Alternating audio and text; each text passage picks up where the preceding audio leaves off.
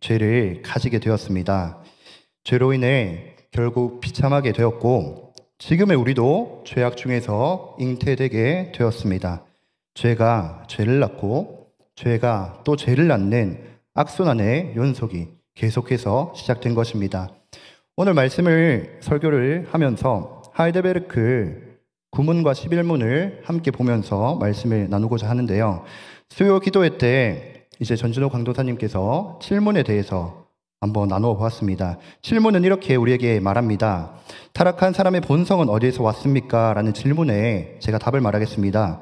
우리의 시조 아담과 하와가 낙원에서 타락하고 불순종한 데서 왔습니다.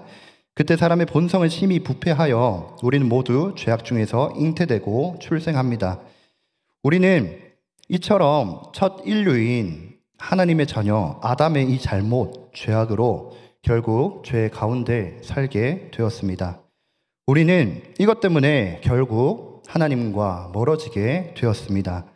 하지만 하나님께서는 우리를 잊지 않으시죠. 옳은 길로, 구원의 길로 이끄시기 위해서 우리에게 친히 말씀해 주시고 인도해 주십니다. 마치 비행 청소년 아이들에게 권면과 조언으로 바른 길로 이끄는 부모와 같이 말입니다. 하나님께서는 이처럼 우리에게 말씀으로 요구하십니다. 하지만 우리는 비행 청소년이 부모의 말을 잘 안 듣고 어기는 것처럼 타락한 본성을 지녔기에 하나님의 말씀을 온전히 행할 수 없습니다. 하이델 구문과 답은 이렇게 말합니다. 한번 띄워주시겠습니까? 혹시 준비가 되었을까요? 제가 문을 읽으면 다 같이 한번 답을 말하면 되겠습니다. 하나님께서 사람이 행할 수 없는 것을 그의 율법에서 요구하신다면 이것은 부당한 일이 아닙니까? 답을 다 함께 읽겠습니다. 아닙니다. 하나님은 사람이 행할 수 있도록 창조하셨으나 사람은 마귀의 게임에 빠져 고의로 불순종하였고 그 결과 자기 자신뿐 아니라 그의 모든 후손도 하나님의 그러한 선물들을 상실하게 되었습니다. 하나님께서는 자신의 말씀에 따라 살아갈 수 있도록 인간을 친히 창조하셨습니다. 하지만 인간이 스스로 그것을 할 수 없게끔 자기가 그렇게 행동했습니다. 인간의 이러한 선택을 보면서 몇몇 사람은 이렇게 물어보고 의아하게 생각합니다. 아니, 천지를 만드신 하나님께서 인간이 선악과를 안 먹게끔 하실 수 있었을 텐데 왜 그렇게 하지 않았습니까? 이렇게 질문할 수 있습니다. 이 질문은 제가 어렸을 때도 굉장히 궁금했던 내용입니다. 이 질문에 대한 답은 하나님께서 우리에게 자유의지를 주셨기 때문입니다. 하나님께서는 우리를 로봇과 인형처럼 도구와 같이 만들지 않으셨습니다. 하나님 마음대로 우리를 인형처럼 로봇처럼 막 이끌어 간다면 그것은 진정한 사랑이 아닙니다. 하나님께서는 자신의 형상으로 인간을 창조하셨습니다. 그리고 스스로 생각하고 행동하는 자유의지로 하나님의 선하심을 직접 바라볼 수 있도록 창조하셨습니다. 스스로 하나님의 언약을 지킬 수 있도록 하나님께서는 선악과를 동산 중앙에 두셨던 것입니다. 우리는 하나님께서 주신 이 자유의지로 선하신 하나님과 온전히 교제하며 살아갈 수 있었습니다. 하지만 우리가 잘 알고 있다시피 마귀의 깨므로 인해서 하나님의 말씀을 결국 불순종하게 되었습니다. 이로 인한 결과로 우리는 하나님께서 우리에게 주신 선물을 상실하게 되었습니다. 그 선물은 무엇입니까? 그 선물은 영원히 하나님께서 창조하신 동산에 살 수 있는 영생입니다. 하나님께서는 에덴 동산을 창조하시고 그 동산에서 인간과 영원히 살고자 하셨습니다. 하지만 우리가 앞서서 본 것처럼 인류의 조상 아담은 하나님의 말씀에 불순종하게 되었습니다. 하나님께서 영생이라는 선물을 주셨는데 그것을 아담이 버렸습니다. 아담이 발로 걷어찬 것과 다름이 없습니다. 하나님께서 아담에게 이렇게 말씀하셨습니다. 창세기 3장 19절 말씀입니다. 제가 읽겠습니다. 내가 흙으로 돌아갈 때까지 얼굴에 땀을 흘려야 먹을 것을 먹으리니 내가 그것에서 취함을 입었음이라. 너는 흙이니 흙으로 돌아갈 것이니라 하시니라. 이 말씀은 하나님께서 아담에게 불순종으로 인한 심판의 말씀입니다. 하나님께서는 하와에게 잉태하는 고통의 심판을 주셨고 뱀에게는 평생 땅에 기어다니는 심판을 주셨습니다. 아담에게는 우리가 보았던 창세기 3장 19절 말씀과 같이 평생을 노동해야 하는 심판을 주셨습니다. 그런데 우리가 방금 보았던 3장 19절에서 주요하게 봐야 할 것이 있는데 그것은 흙에서 흙으로 돌아간다는 하나님의 말씀입니다. 하나님께서는 흙으로 인간을 빚으시고 그 빚으신 것에 생명을 불어 넣으셔서 인간을 창조하셨습니다. 하지만 하나님께서 창조하신 인간 아담에게 다시 흙으로 돌아갈 것이다 라고 말씀하십니다. 이 말은 어떤 말입니까? 땅에 있는 흙은 영원히 없습니다. 이 흙으로 돌아가는 것, 이것은 결국 죽음을 의미합니다. 하나님께서 아담과 하와에게 사망 선고를 내리신 것과 다름이 없습니다. 하지만 아담과 하와는 할 말이 없습니다. 왜냐하면 하나님께서 아담에게 선악을 알게 하는 나무를 먹는 날에는 반드시 죽으리라 라고 말씀하셨기 때문입니다. 아담과 하와는 자신의 의지대로 먹었습니다. 이 결과 아담뿐만 아니라 그의 후손까지 영생이라는 선물을 상실하게 되었습니다.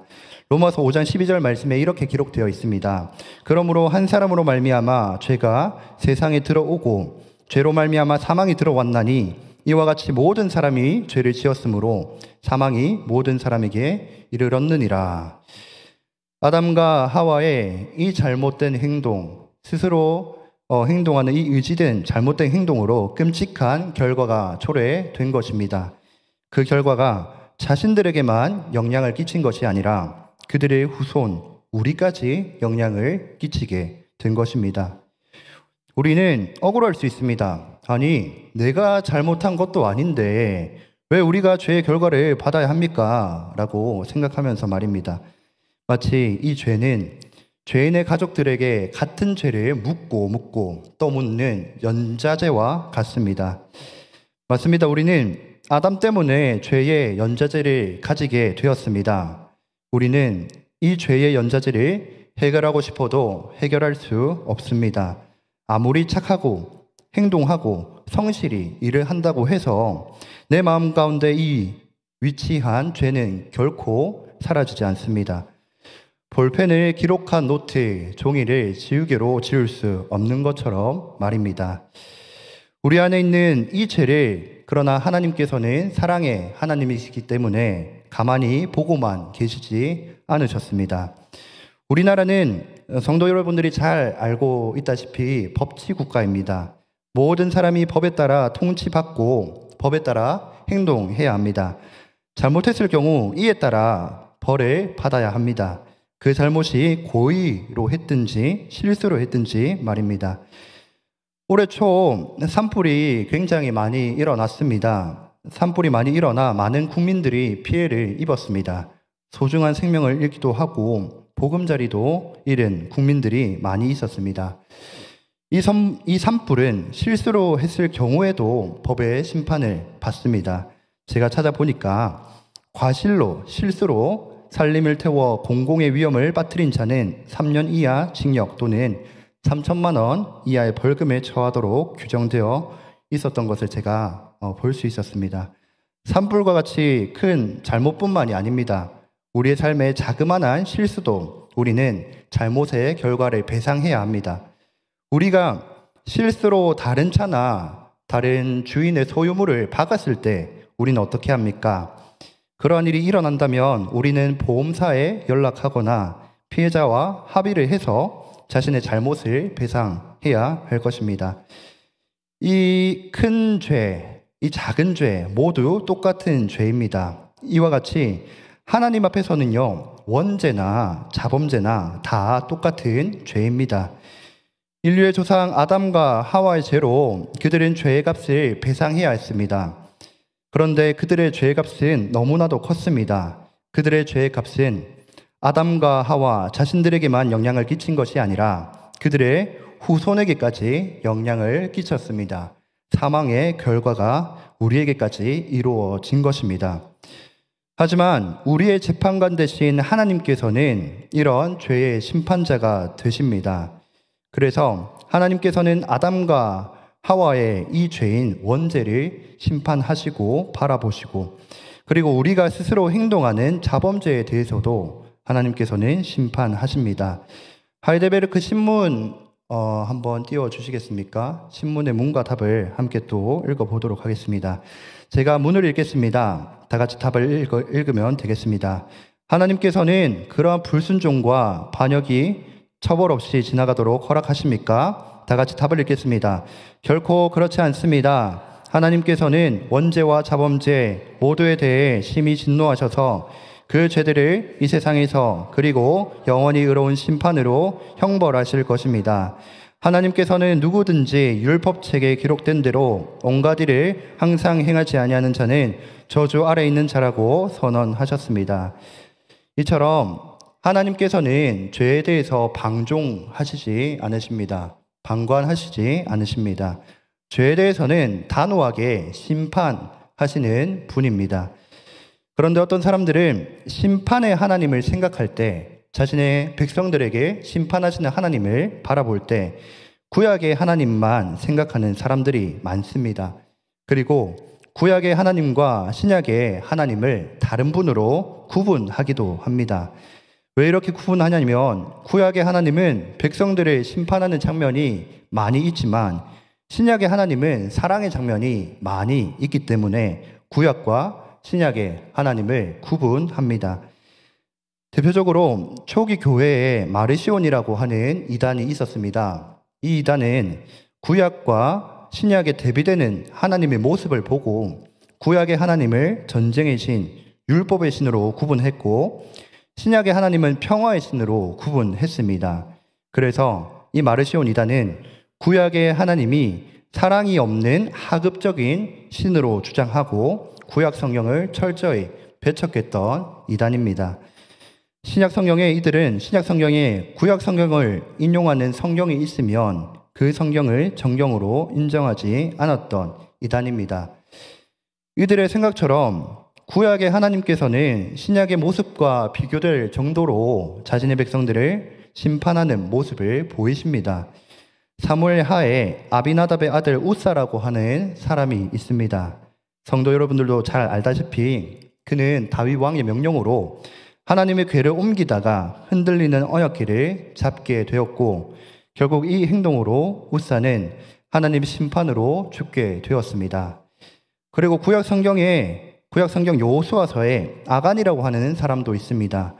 하나님께서는 여호수아에게 이 성과 그 가운데 있는 모든 것은 여호와께 온전히 바치라 라고 말씀하셨습니다. 이 성은 여리고 성이었습니다. 이 말씀대로 여호수아는 여리고 성을 무너뜨렸고 이 모든 물건을 하나님께 온전히 바쳐야 하는데 아간이 이 하나님의 명령하신 것을 불순종하고 자신의 것으로 취하게 되었습니다. 아간의 이 죄로 인해서 이스라엘 백성들은 아이성 전투에 패배했습니다. 아간의 죄로 인해서 개인만이 피해를 본 것이 아니라 한 공동체에 영향을 끼치게 된 것입니다. 아간은 결국 이스라엘 백성들에게 돌에 맞고 죽게 되었습니다. 아간이 죽었을 때 여호수아 7장 26절에는 이렇게 기록되고 있습니다. 여호와께서 그의 맹렬한 진노를 그치시니 그러므로 그곳 이름을 아골골짜기라 부르더라. 이렇게 자신의 백성들을 맹렬한 진노로 심판하시는 하나님의 모습을 우리가 보면 무섭기도 합니다. 우리가 생각하는 사랑의 하나님의 이미지와는 조금 상반되어 보입니다. 그리고 하나님께서는 갈라디아서 3장 10절 말씀을 통해서 율법책에 기록된 대로 모든 일을 항상 행하지 않는 자는 저주 아래 있다라고 말씀하시므로 자범죄에 대해서도 단호하게 말씀하십니다.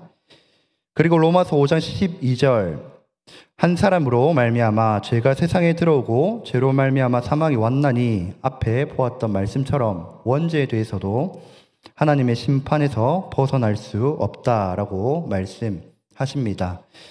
이처럼 하나님께서는 모든 죄에 대해서 엄격하십니다. 그 죄가 자신의 행동으로 인한 자범죄든지 태어날 때부터 있던 원죄든지 하나님께서는 맹렬한 진노로 심판하시는 재판관이십니다. 오늘 본문 말씀에서 하나님을 이렇게 소개합니다. 13절 말씀인데요. 다 같이 한번 본문 말씀 13절을 함께 읽겠습니다. 시편 96편 13절입니다. 그가 임하시되 땅을 심판하러 임하실 것임이라. 그가 이로 세계를 심판하시며 그의 진실을 하심으로 백성을 심판하리로다. 아멘. 우리는 살아가면서 TV 뉴스와 신문, 인터넷을 통해서 세상의 많은 소식들을 봅니다. 기사를 보다 보면 연쇄살인범이나 성범죄를 일으키는 흉악범들의 소식을 듣곤 합니다. 이 기사를 보면 화가 나는데 더 화가 나는 일이 있습니다. 그것은 이들의 판결 내용입니다. 음주를 했다는 이유로, 정신병 경력이 있다는 이유로 감형을 받은 기사를 보면 우리는 화가 끓어오릅니다. 이러한 생각을 가지기도 합니다. 저 판사가 판결을 옳게 하는 것인가 라는 생각도 들곤 합니다. 우리는 이러한 인간 판사에게 종종 의구심을 가집니다. 하지만 그 재판관이 전능하신 신이신 하나님이라면 어떻게 생각하십니까?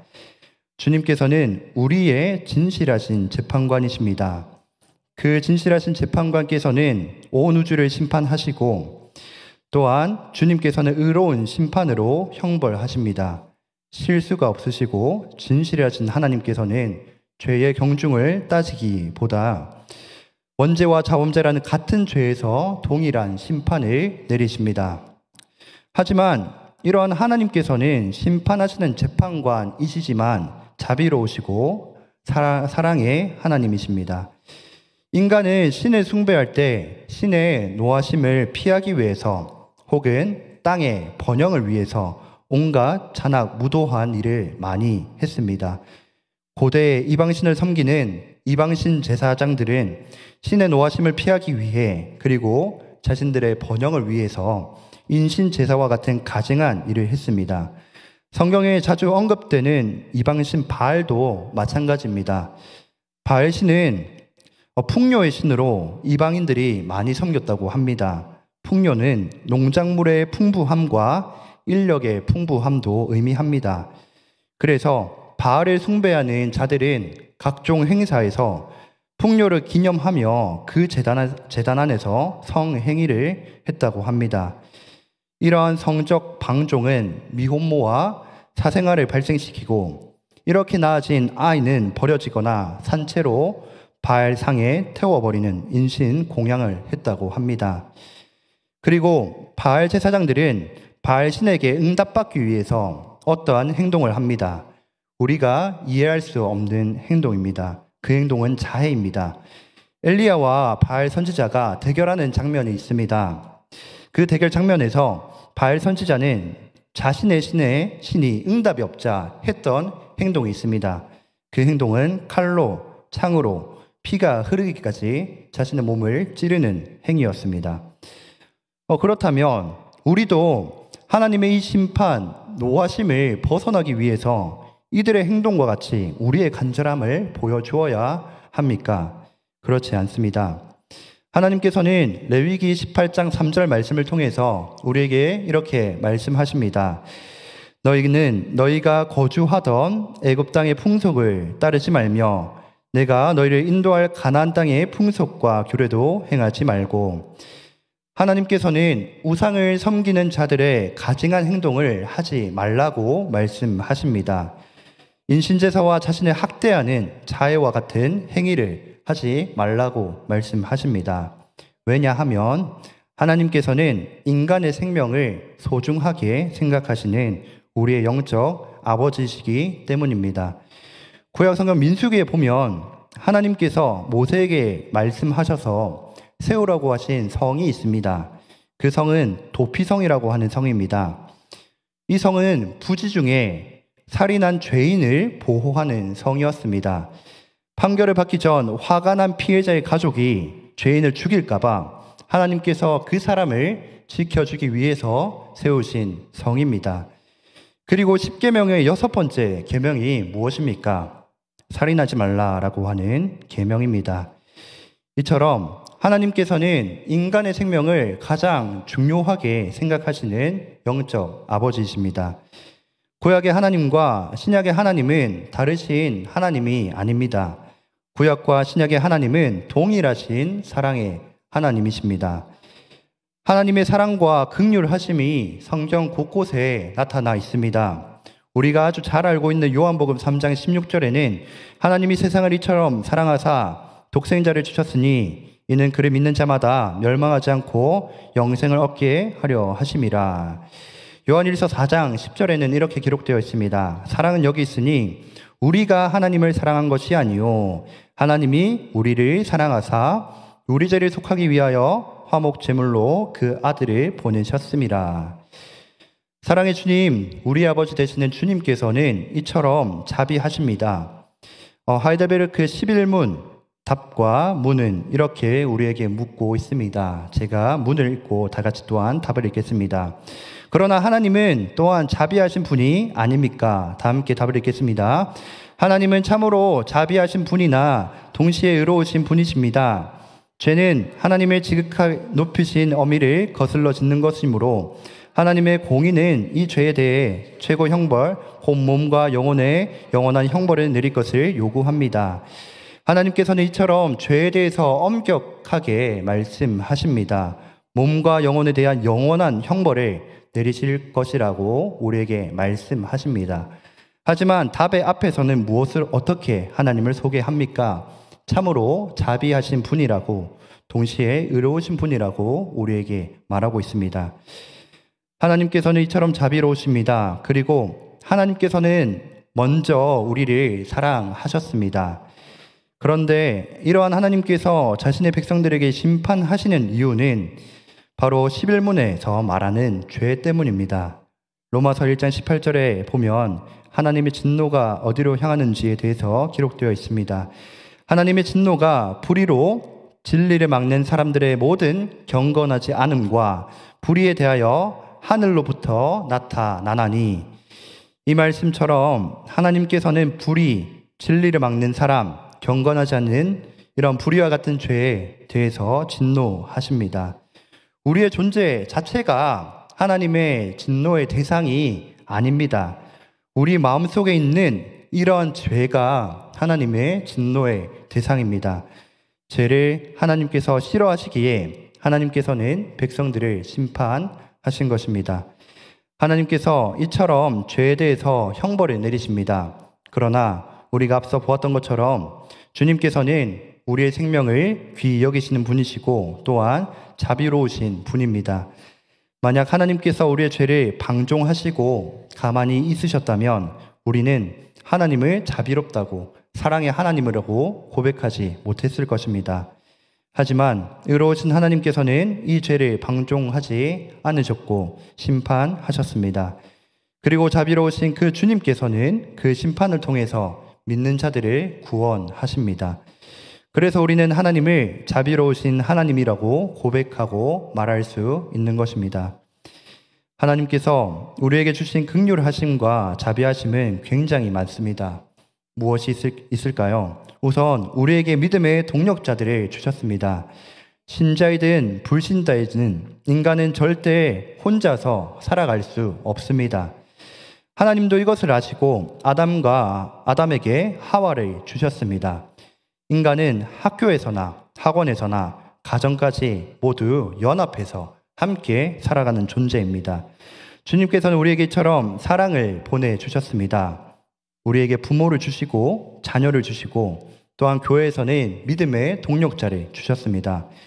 교회의 머리 되시는 주님께서는 성도들을 통해 교회를 세우시고 연합해서 선을 이루십니다. 교회 안에 목장 모임과 새가족반, 직분자들의 모임과 같은 모임이 있습니다. 주님께서는 이 모임 가운데 함께 하셔서 모르는 것도 깨닫게 하시고 또한 서로를 위로하게 하십니다. 그리고 자비로운 주님께서 우리에게 주신 것은 또한 무엇이 있습니까? 우리가 항상 누리고 보고 있는 자연 만물입니다. 우리가 함께 읽었던 본문 성경 말씀입니다. 11절과 12절 말씀 다 같이 한번 읽기를 소망합니다. 본문 말씀 11절과 12절 말씀입니다. 하늘은 기뻐하고 땅은 즐거워하며 바다와 거기에 충만한 것이 외치고 밭과 그 가운데 있는 모든 것은 즐거워할지로다. 그때 숲의 모든 나무들이 여호와 앞에서 즐거이 노래하리니.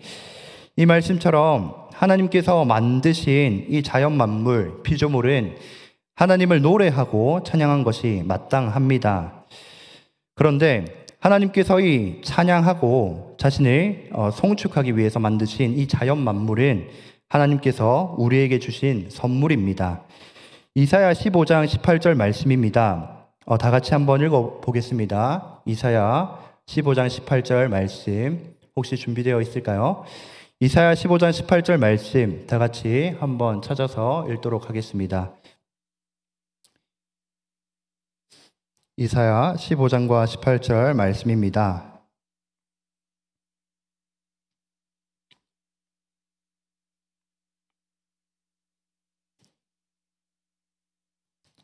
이사야 15장 18절 말씀 다 같이 한번 읽어보겠습니다. 대저 여호와께서 이같이 말씀하시되 하늘을 창조하시니 그는 하나님이시니 그가 땅을 지으시고 그것을 만드셨으며 그것을 견고하게 하시되 혼돈하게 창조하지 아니하시고 사람이 거주하게 그것을 지으셨으니 나는 여호와라 나 외에 다른 이가 없느니라. 하나님께서 이렇게 말씀하셨습니다. 태초에 시간에는 땅이 혼돈하고 공허하며 흑암이 가득했습니다. 하지만 혼돈한 만물에 하나님께서는 질서를 세우셨고 말씀으로 천지 만물을 창조하셨습니다. 이 모든 것을 우리를 위해, 사람을 위해 만드신 것입니다. 정말로 자비하신 주님이십니다. 죄로 인해 형벌을 받기에 마땅한 우리에게 하나님께서는 모든 것을 행복하게 누릴 수 있도록 자연 만물을 창조하셨습니다. 그리고 이 세상의 행복뿐만 아니라 영원한 하나님의 나라를 우리에게 주시겠다고 약속해 주셨습니다. 자비하신 주님께서는 많은 것을 우리에게 선물로 주셨습니다. 말씀을 맺고자 합니다. 성도 여러분들은 혹시 천종호라고 하는 판사님을 들어보셨을까요? 제가 듣기로는 우리 교회에 한번 왔다고 제가 전에 들었습니다.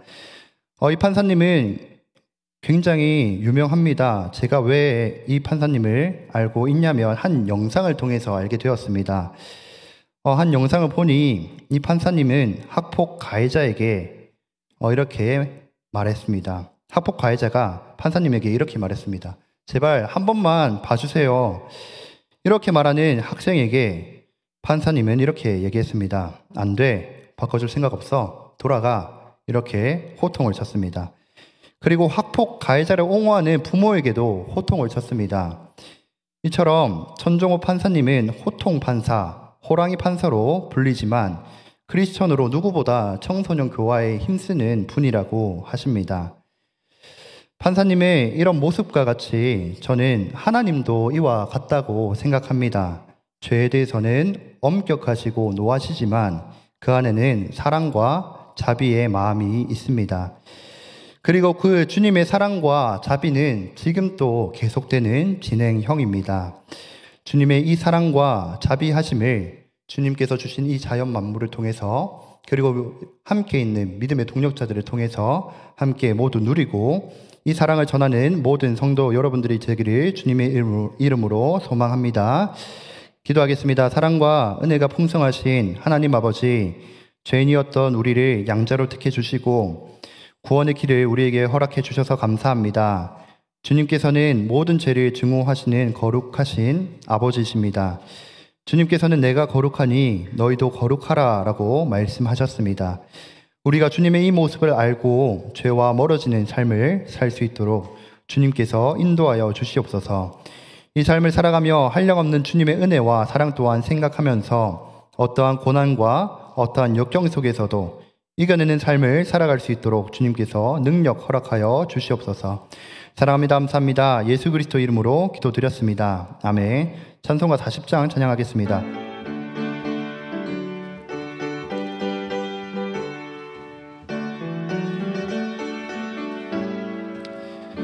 찬송으로 보답할 수 없는 큰 사랑, 주님께 영광 할렐루야. 형제 자매 모두 함께 모여 찬송해. 주님께 영광 할렐루야. 하나님의 자녀여 크게 찬송 부르며 거룩한 길로 기쁨으로 나아가 주의 보좌 앞으로 속히 들어가겠네. 주님께 영광 할렐루야. 우리 받은 주님 은혜 한량 없도다. 주님께 영광 할렐루야. 기쁜 찬송 부르면서 천국 가겠네. 주님께 영광 할렐루야. 하나님의 자녀여 크게 찬송 부르며 거룩한 길로 기쁨으로 나아가 주의 보좌 앞으로 속히 들어가겠네. 주님께 영광 할렐루야. 잠시 후에 우리 모두 주를 보겠네. 주님께 영광 할렐루야. 영광스러운 보좌 위에 거룩하신 주, 주님께 영광 할렐루야. 하나님의 자녀여 찬송 부르며 밝고 거룩한 길로 기쁨으로 나아가 주의 보좌 앞으로 속히 들어가겠네. 주님께 영광 할렐루야. 만국 백성 천국에서 소리 높여서 주님께 영광 할렐루야. 영원토록 주의 공로 찬양하겠네. 주님께 영광 할렐루야. 하나님의 자녀여 크게 찬송 부르며 밝고 거룩한 길로 기쁨으로 나아가 주의 보좌 앞으로 속히 들어가겠네. 주님께 영광 할렐루야.